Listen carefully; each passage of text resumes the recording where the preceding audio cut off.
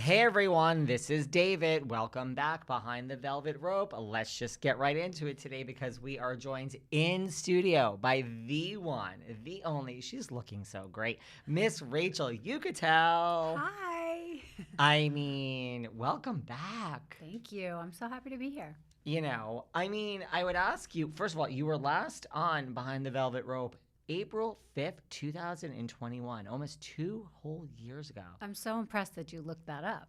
Listen, I'm a professional, honey. I do know that. I would ask you what you've been up to, but I just saw you on Friday night for drinks. So I know what you've been up to.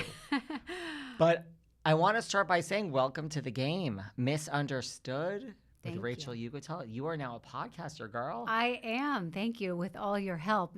I barely got your attention, but I did, and you helped me. So thank you. You got more of my attention than most people get, sweetie. Oh, I'm very honored. But look, we have a lot to cover here today. We have the new podcast. You have great celebrity interviews. You started with Dax from TMZ. You've had Perez Hilton. Rumor is you have Stormy Daniels coming up, girl. Yeah, I'm very excited. I feel really lucky that I jumped into this and I've been able to get the kind of guests that I have, because as we talked about this, we were like, listen, this cannot be guest driven. You don't know how it's going to go.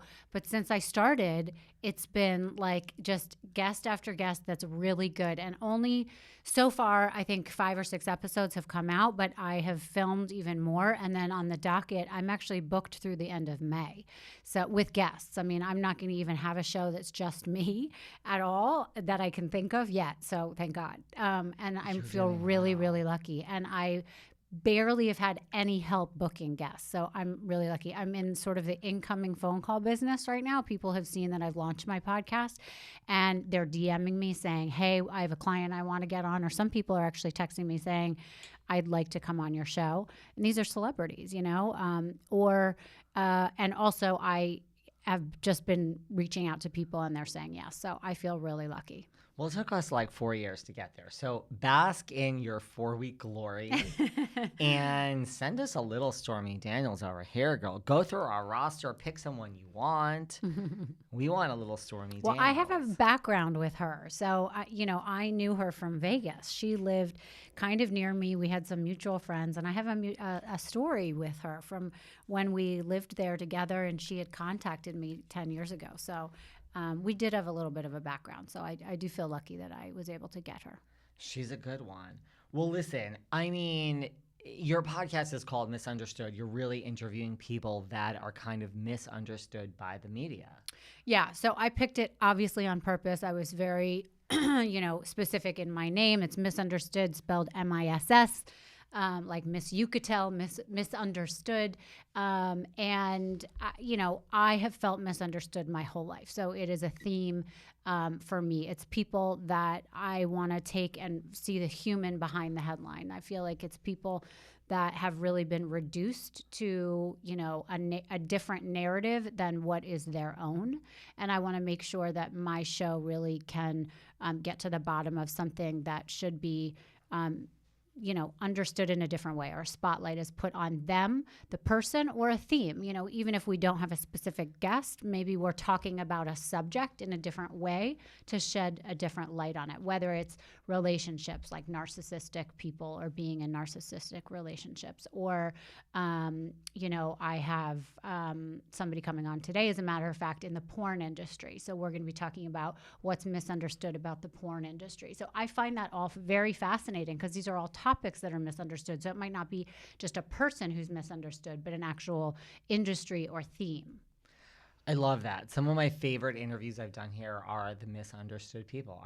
I'm all about this. I'm all about your podcast. But who's not misunderstood? You don't have to be famous to be misunderstood, right? I think it's a universal theme. I think everybody feels it. And it's, underlying everybody, I think, and I could be totally wrong, it's how I feel, but I think everyone's fear is to be misunderstood. If you speak up and you say your truth, I think the fear in that is that you will be misunderstood, or people might not get you, or you might feel different or seem different, and that can be really scary.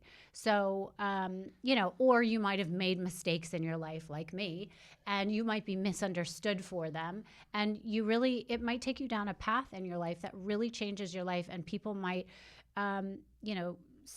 give you a stigma that is totally not who you are, and it really can ruin your life, and you might be misunderstood for that. And so how do you navigate and get away from that? And especially when you are in the spotlight, it's really hard because people create a narrative for you, and how do you get away from that narrative and start over again? So I think it's really important to realize that being misunderstood is a universal theme, and to correct that and start over is also, something that everybody has to go through. Well, yes. I mean, I think if anyone is well-versed to host a misunderstood to podcast. Hold court on the subject. To hold court on the subject. Well, listen, it's almost 15 years since 2009 when, we had this infamous, Tiger Woods and his then wife, Ellen, was running out with a golf club, and she's chasing him, and yes, all this stuff that you love to talk about, Rachel. But, I mean, I'm being sarcastic, but it's been 15 years, like, what was that like, for you? We're not going to go into the Tiger. It's all out there. But, do you really define your life in terms of, pre-Tiger and post-Tiger? Because you made national headlines when that happened. Well, I don't define it that way, but other people define it that way for me, and that's very difficult. I mean, he's in the headlines all the time, or that situation is in the headlines and my name gets dragged into it. So that is very difficult for me. It affects me in my daily life all the time because I can't get away from it, even though I've tried to steer my life away from it, and that's been very difficult. So there are people in my life that are like, why can't you get over it? Why are we still talking about it? I'm not still talking about it. I've never, I've never tried to speak about it, but, it keeps getting brought up because it's one of the biggest talked about subjects, and comebacks and downfalls and all these different ways people want to categorize it. And so my name gets dragged into that. And so, how did it feel being part of it? It was very difficult. But what people don't realize is that there was one individual who was driving towards a cliff, and I just happened to be in the passenger seat with them when they went over it. So I became famous, but I wasn't really the one that deserved the infamy for it. Right, like it would have happened to this person regardless. Yeah, I mean, anyone could have been in that passenger seat with him. There was no rule book, there was no, Instagram or TikTok or anything like that. But what was that like for you? Like, one day you're walking down the street. Yes, you were on, we have this 9/11 event. You were on the cover of Page 6 or the Post. But this really, your name was everywhere. So just as a human being, what was that like? Right. So I had been in the press before because my face had been on the cover of almost every newspaper in the world 10 years before, a whole decade before. And I had seen what it had been like to be the face of something. But that was obviously much different. And I had gotten so much support.